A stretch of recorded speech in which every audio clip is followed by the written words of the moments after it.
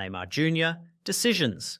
Neymar was widely anointed as the heir apparent to the Messi-Ronaldo duopoly.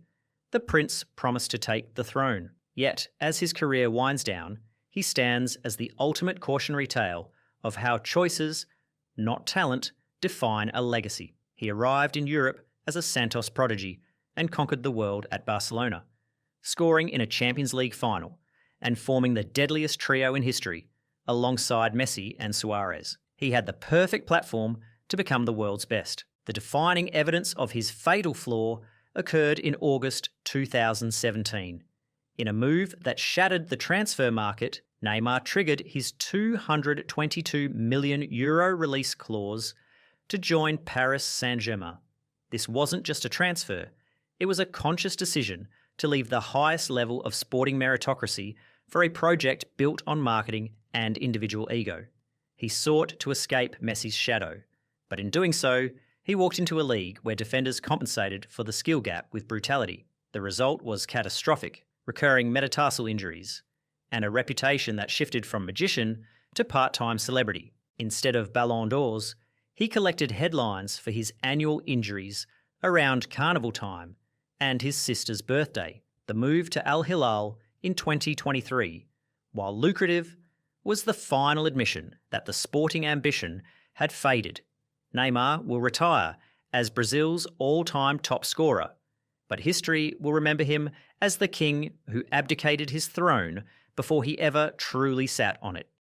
Diego Costa is a tactical paradox, a striker who plays with the street-fighting spirit of a gladiator, yet whose greatest weapon, his rage, is often the very mechanism used to disarm him. He creates chaos, but he frequently scalds his own team in the process. Chelsea bought him for £32 million to be the snarling beast who would bully Premier League defenders into submission. He was marketed as a master of the dark arts, a player whose calculated aggression was meant to be as valuable as his goal scoring. However, the line between asset and liability was crossed during the FA Cup quarter-final against Everton in March 2016. Already on a yellow card, Costa allowed a personal duel with Gareth Bale to override the match context. In the 84th minute, he thrust his face into Barry's neck, appearing to make a biting motion. The resulting red card killed any chance of a Chelsea comeback. He didn't just lose his head,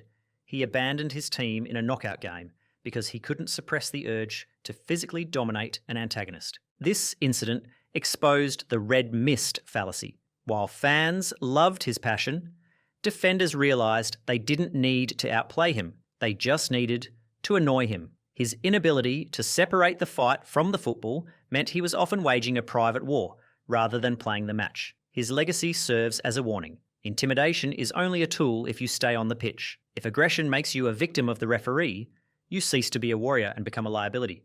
Jack Grealish. Lifestyle. Jack Grealish occupies a precarious space in elite football. He is a throwback maverick trapped in an era of robotic professionalism. His £100 million transfer to Manchester City was validated by his integral role in the 2023 treble campaign, where his unique ball carrying provided the control necessary for Pep Guardiola's system. However, the Jack the Lad persona that makes him a marketing dream has become a tangible friction point. The issue isn't merely the public partying, but the physiological tax such a lifestyle levies on a player who must operate at maximum intensity to satisfy the most demanding manager in world football. The cost of this imbalance became glaringly evident the following season, while images of his days-long, alcohol-fueled celebrations became iconic internet folklore. They preceded a campaign defined by lethargy. Grealish struggled to regain his sharpness, allowing the explosive Jeremy Doku to usurp his position on the left flank. The consequences ultimately extended to the national team. Gareth Southgate's shock decision to exclude him from the Euro 2024 squad was a direct indictment of his output and fitness.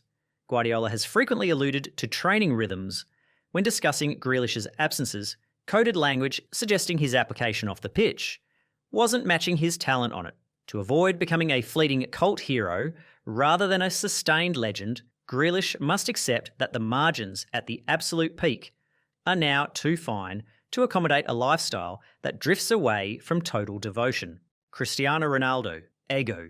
Cristiano Ronaldo's career is the ultimate testament to the power of self-belief. For nearly 2 decades, his supreme confidence was a superpower, driving him to shatter records at Manchester United and Real Madrid. But in the twilight of his playing days, that same unyielding self-image calcified into his biggest obstacle. As his physical explosiveness naturally waned, his refusal to accept a diminished status created volatile friction with the tactical realities of modern football. He simply could not perceive himself as anything less than the indispensable protagonist, leading to conflicts that unfortunately tarnished his final years in Europe. This disconnect became painfully public during his return to Old Trafford, when Erik ten Hag attempted to manage his minutes for the sake of the pressing system. Ronaldo viewed it not as strategy, but as a personal insult. The evidence was stark and shocking,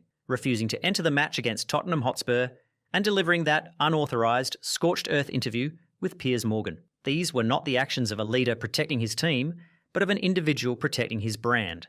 The pattern repeated at the 2022 World Cup, where his visible frustration led to him being benched by Portugal for the knockout rounds. The tragedy here isn't the decline in ability that is inevitable for every athlete, but the inability to grace that decline with acceptance.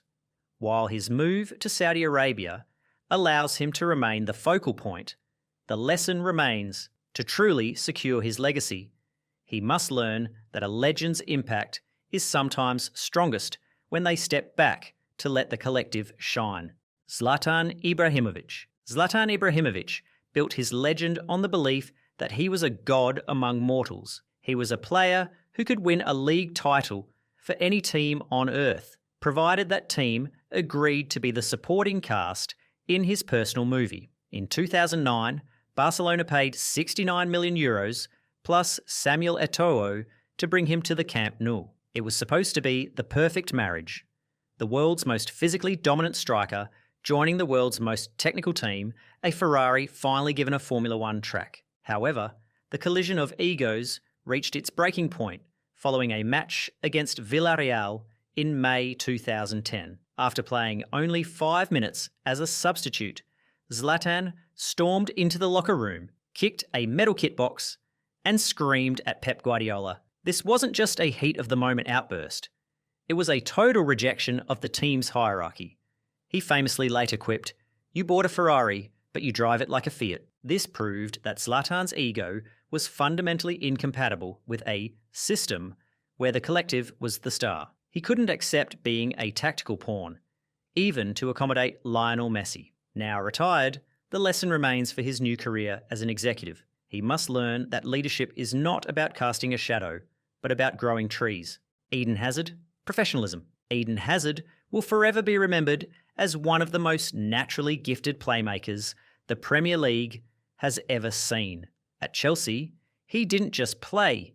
He glided past defenders with an infectious joy that made him untouchable. During his prime, he was arguably the only player in Europe who could rival Lionel Messi for pure dribbling aesthetics, winning 2 league titles and the hearts of fans worldwide. When Real Madrid paid an initial €100 million in 2019, it was supposed to be a coronation. He was the chosen Galactico, destined to fill the massive void left by Cristiano Ronaldo. But the defining evidence of his downfall appeared before he even kicked a ball in Spain. Hazard arrived at Madrid's pre-season training camp famously overweight. He later candidly admitted to gaining 5 kilograms, justifying it with the now infamous quote, "When I'm on holiday, I'm on holiday." That casual approach to elite preparation proved fatal. While his supreme talent could mask a relaxed lifestyle in his mid-20s, his body simply couldn't handle the intensity of La Liga in his late 20s without rigorous conditioning. This lack of fitness sparked a catastrophic chain reaction. Because he wasn't at his physical peak, his body broke down repeatedly. He ultimately played fewer minutes in 4 years at Madrid than he often did in a single season in London. His story is a stark reminder that even absolute genius hits a wall without athletic discipline. He retired a Chelsea legend, but also as the most expensive cautionary tale in Real Madrid history. Pepe was a defender, named after two scientists, Johannes Kepler and Charles Laveran, possessing a high football IQ and the speed to catch any forward. Yet his legacy is not defined by his brilliance, but by moments of primal, unadulterated savagery that made him look less like an athlete and more like a criminal. Real Madrid paid €30 million for him in 2007, believing they were signing the ultimate modern centre-back, fast, strong and technical. They thought they were buying a rock. Instead, they signed a volcano. This volatility erupted in horrifying fashion during a La Liga match against Getafe in April 2009. With the score tied in the dying minutes, Pepe pushed Javi Casquero to concede a penalty. What followed wasn't football. It was assault. As Casquero lay on the ground, Pepe kicked him twice, once in the shin, once in the back with full force. He then stomped on him and punched another opponent in the face.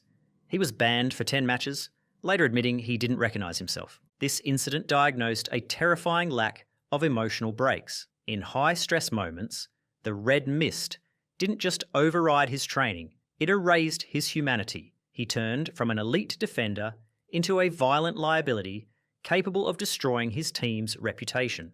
Pepe has recently retired, and while he spent his final years rehabilitating his image as a wise elder statesman, the Getafe incident remains the first line of his obituary. His career serves as a permanent warning. You can win 3 Champions Leagues, but if you kick a man when he is down, the world will remember the kick longer than the trophies. Lamine Yamal is an 18-year-old with the technical inventory of a veteran Ballon d'Or winner, yet he is being crushed by a responsibility no teenager should possess: the duty to be the sole emotional and economic engine of a billion-dollar institution. We are watching the rapid capitalization of a child prodigy turned corporate asset. Lamine is not just a La Masia graduate. He is the post-Messi desperation play. With a market value exceeding €150 million before he could legally drive, he wasn't allowed to be a prospect, he was required to be a franchise. The chosen one needed to validate Barcelona's relevance. The evidence of this corrosive burden was starkly visible during a match against Alaves in October 2024. Barcelona was cruising 3-0. The game effectively won. Yet, when Hansi Flick substituted Yamal in the 67th minute to protect him, the winger didn't smile. He slumped into the bench, kicked at the seat, and looked visibly devastated. He later admitted he was angry with himself for not playing perfectly. That moment wasn't passion. It was a warning sign. He has internalized the saviour narrative. He believes that if he isn't producing magic every minute, even in a dead game, he is failing. To survive the next decade, Yamal must learn the skill Messi mastered late, the art of walking. If he cannot separate his self-worth from his output, his body or mind will shut down before he ever reaches his prime. Antony. Antony possesses the technical inventory of an elite Brazilian winger, yet he utilises it to kill his own team's attacking momentum. He treats the pitch like a stage rather than a battlefield, often favouring aesthetic complexity over tactical efficiency. Manchester United paid a staggering €95 million for him, believing they were acquiring a creative dynamo capable of unlocking low blocks. He was marketed as the unpredictable spark in Erik ten Hag's system, a player whose street-honed flair would translate into tangible danger and golden boy output. The defining evidence of this disconnect occurred during a Europa League match against Sheriff Tiraspol in October 2022. With the game tied 0-0 and United needing to break a defensive structure, Antony received the ball in acres of space. Instead of driving forward or looking for a runner, he stopped dead to perform his signature spin rotating 720 degrees in a circle with the ball glued to his foot, while no defender was within 5 yards of him. He immediately followed this by passing the ball directly out of play for a goal kick. This incident was not just a mistake, it was a manifesto. The dribble offered zero tactical advantage.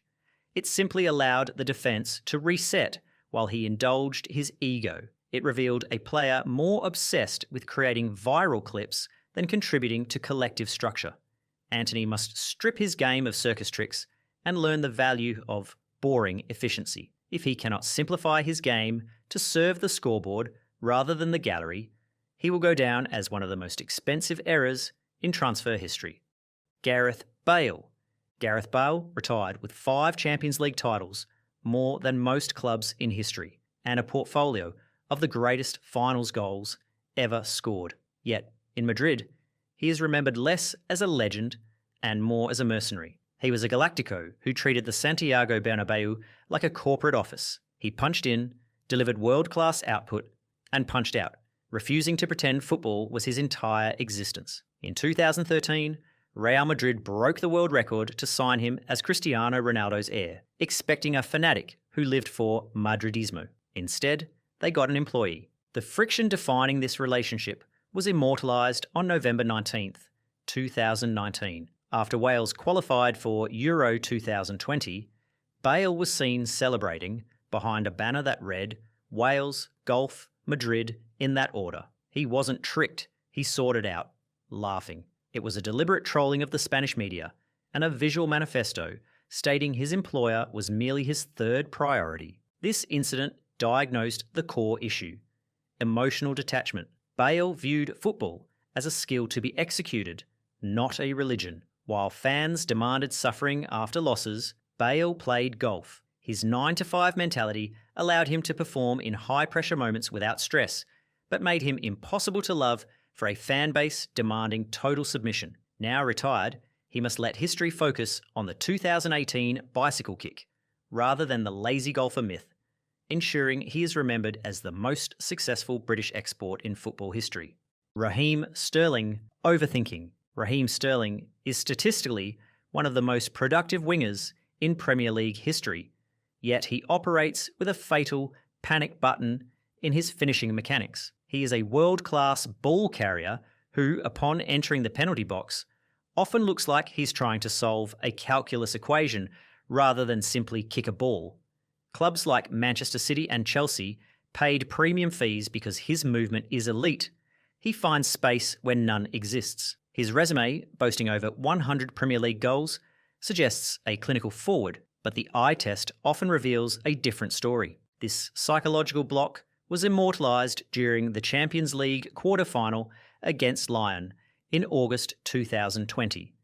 With City trailing 2-1 in the 86th minute, Gabriel Jesus squared a perfect ball across the goal. Sterling was 5 yards out, unmarked, with the goalkeeper stranded. He had an entirely open net. Instead of a simple tap-in, he leaned back, panicked, and blasted the ball well over the crossbar. It remains one of the most inexplicable misses in European history. This wasn't a technical error. It was a high-fidelity anxiety spike. Sterling's finishing often relies on excessive power, a sign he doesn't trust his technique in high-pressure moments. When playing on instinct, he is deadly. When given 2 seconds to think, his composure evaporates. Now, in the veteran phase of his career, Sterling must abandon the need to make sure with power. If he cannot lower his heart rate in the 6-yard box, he will continue to be a player who creates everything but finishes nothing. Paul Pogba. Discipline. Paul Pogba is the ultimate enigma of modern football. He was a midfielder blessed with every physical and technical gift imaginable. Yet his legacy is one of frustration rather than fulfillment. Think about the timeline. He left Manchester United for free to become a world beater at Juventus, returned for a world record £89 million fee, and even scored in a World Cup final for France. On paper, that is the resume of a legend. But in reality, his career became a constant war between immense talent and a chaotic lack of professional structure. The collapse culminated in his 2024 doping ban. After a match against Udinese, Pogba tested positive for DHEA, a testosterone booster. His defence was that it was accidental, taking a supplement from a private doctor rather than club specialists. And that perfectly encapsulates the mismanagement of his career. It wasn't necessarily malice, but a catastrophic lack of due diligence. It mirrors the disconnect we saw in his Pogmentary, where he mocked multi-million-pound contract offers while his on-pitch performances plummeted. That positive test was the tragic finale. Instead of retiring as the undisputed greatest midfielder of his generation, he is serving a suspension that symbolises wasted potential. He had the ability to rule the sport, but without the rigorous discipline to protect his career from the noise, the music simply stopped. Vinicius Jr, volatility. Vinicius Jr plays football with the emotional intensity of a heavyweight boxer, using anger as a fuel source to destroy defenders. However, this same fire makes him the most easily manipulated superstar in the world. He is a player who can be taken out of a match not by a tackle, but by a taunt. By 2024, he was the face of the modern game and a Ballon d'Or frontrunner, driven by the narrative that his passion is his superpower, that he needs to be mad to be great. But this volatility cost his nation dearly during the Copa America group stage match against Colombia in July 2024. Knowing he was one booking away from suspension, Vinicius allowed himself to get entangled in a physical battle early. In just the 7th minute, he committed a reckless, frustration-fueled foul on James Rodriguez. The resulting yellow card suspended him for the quarter-final against Uruguay. He was forced to watch from the stands as Brazil was eliminated on penalties, powerless to help because he failed to control his impulse in a group game. This suspension diagnosed his red zone problem. Opponents now know they don't need to mark him. They just need to annoy him. Vinicius often prioritizes his personal war with a referee over the tactical needs of his team. To reach his ultimate potential, he must master the art of selective deafness. If he cannot develop the stoicism to laugh at provocation, he will continue to leave his team stranded in the biggest moments. Ansu Fati. Ansu Fati was the youngest scorer in Barcelona's history, a teenager with the finishing instinct of a veteran. Yet, he has become a tragic case study in what happens when a club in crisis offloads its entire historical weight onto a body that hasn't finished growing. Following Lionel Messi's departure, Barcelona was desperate for a new deity. They didn't just give Fati a contract, they handed him the heavy burden of the number 10 shirt. He was marketed as the heir, the sole reason to believe in the project, often rushed back from injuries to save the team's season. This structural failure reached its tragic breaking point during a Copa del Rey match against Athletic Club in January 2022. Having just returned from a long layoff, Fati was subbed on to rescue the game. In extra time, he didn't suffer a contact injury. His hamstring simply snapped while chasing a ball. The defining image wasn't the injury itself, but his reaction, walking off the pitch with his face buried in his hands, openly sobbing. It wasn't just physical pain, it was the crushing realization that his body was rejecting the accelerated timeline the club had forced upon him.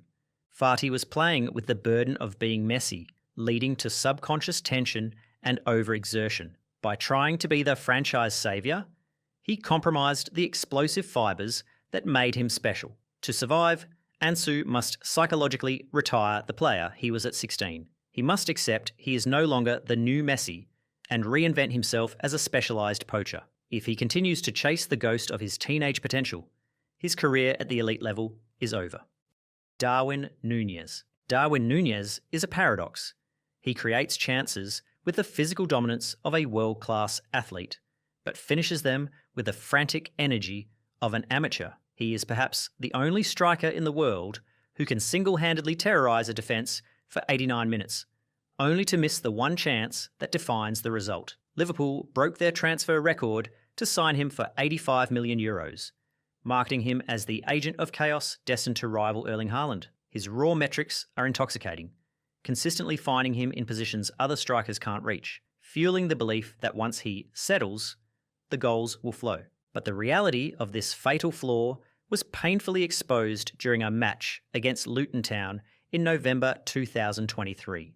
With Liverpool trailing and desperate for an equaliser, Mohamed Salah headed the ball across the face of the goal. Núñez stood inside the 6-yard box, unmarked, with the goalkeeper stranded. It was physically harder to miss than to score, yet he leaned back and blasted the ball over the crossbar. It wasn't a save, it was a total loss of motor control driven by panic. This miss exemplifies his red mist finishing. When Núñez has time to think, he overthinks, striking the ball with 100% power when only finesse is required. His game runs on adrenaline, but elite finishing demands a low heart rate. To transition from a scorer of great goals to a great goal scorer, he must learn that power is not precision. Until he lowers his pulse in the box, he remains a cult hero for his effort, but a liability for a title chase. Ousmane Dembele is perhaps the most ambidextrous footballer in history, a winger who can dribble and shoot with equal lethality from either side. Yet, his career is defined less by his magic on the pitch and more by his absence from it. He is essentially a Ferrari engine inside a chassis that cannot handle its own torque. Barcelona panicked after losing Neymar in 2017, paying over €100 million to crown him the future king of the Camp Nou. He was the desperate answer to a crisis, expected to immediately replicate a generational superstar. The tone for this calamitous era was set in his very first La Liga start against Getafe in September 2017. Just 25 minutes into his full debut, while attempting a simple backheel, Dembele stopped abruptly. It wasn't a contact injury. His hamstring tendon had simply ruptured under the strain of his own movement. He required surgery in Finland and missed 4 months. This single moment established a catastrophic rhythm that lasted 6 years, a flash of brilliance, followed by a non-contact pop and months of rehab. This cycle exposed a severe lack of invisible training. Reports frequently cited late-night gaming, poor diet, and chronic tardiness. Dembele treated his body like a teenager's, not a high-performance machine. To avoid being remembered as football's greatest what if, a compilation of highlights interrupted by medical reports, he must adopt the obsessive recovery habits of veterans like Lewandowski. If he cannot professionalise his life to bulletproof his body, his talent will remain a casualty of his lifestyle. Jadon Sancho. Jadon Sancho possesses the creative genius of a street footballer, unpredictable, fluid, and technically sublime. Yet, he operates with the entitlement of a player who believes his talent exempts him from the professional standards required to harness it. Manchester United chased him for 2 years, paying £73 million for a generational talent who had racked up 114 goal contributions at Borussia Dortmund. He was marketed as the long-awaited solution to the club's right-wing problem, a player whose cage football instincts were destined to dismantle Premier League defences. But the friction behind the scenes exploded into public view on September 3rd, 2023. Following his omission from the squad against Arsenal, manager Erik ten Hag stated Sancho was dropped due to poor performances in training. Sancho didn't respond on the pitch. Instead, he instantly posted a statement on X, claiming he was being made a scapegoat, effectively calling his manager a liar. He steadfastly refused to apologise for months, choosing exile with the youth team over resolving the conflict professionally. This reaction exposes a core issue. Sancho thrives only when indulged. His history of lateness at Dortmund, combined with this insubordination, reveals a player who struggles with authority. In a modern game that demands robotic pressing discipline, viewing accountability as an attack makes him a tactical liability. Sancho must understand that the era of the luxury player is over. If he continues to view basic discipline as oppression, he will drift into obscurity, hopping between clubs that merely tolerate him rather than celebrate him. Anthony Martial, motivation. Anthony Martial possesses the technical elegance of Thierry Henry, a striker who can freeze a goalkeeper with a simple drop of the shoulder. Yet, he plays with the body language of a man forced to work a shift he didn't ask for. In 2015, Manchester United made him the most expensive teenager in history, famously including a Ballon d'Or clause in the deal. The world believed they had signed the next French generational superstar, mistaking his languid style for coolness under pressure. However, the mask of composure slipped completely during a match against Newcastle United in December 2023.